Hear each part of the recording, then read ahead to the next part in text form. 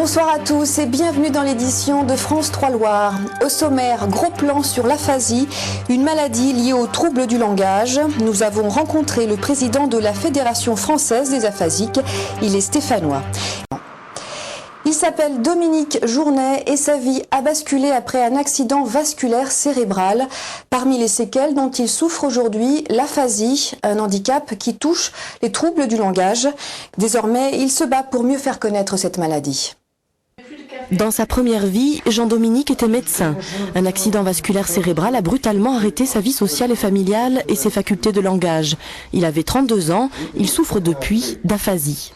Je ne pouvais pas écrire, calculer, rien du tout. Écouter, regarder la télévision, téléphoner, je ne pouvais pas le faire au début. Et puis l'isolement, la dépression un peu, c'est vrai. Quand vous aviez commencé votre profession, et puis du jour au lendemain, vous n'êtes plus qu'une personne handicapée qui ne peut plus parler. Aujourd'hui, c'est une autre vie, comme une rééducation quotidienne, une stimulation permanente pour ne pas s'isoler dans le handicap. Jean-Dominique réapprend même l'anglais.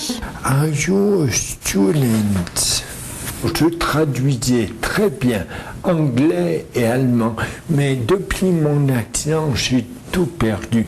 J'ai été obligé, j'ai bien sûr repris comme un bébé le français, mais bon, maintenant, je recommence par l'anglais.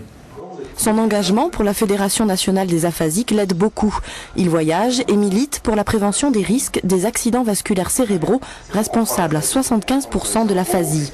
300 000 personnes en France en sont atteintes. Un tiers en meurt, un tiers garde des séquelles, un tiers en guérissent. Si cette maladie vous concerne ou vous intéresse, sachez qu'un film sera diffusé demain soir au cinéma Le France, suivi d'un débat.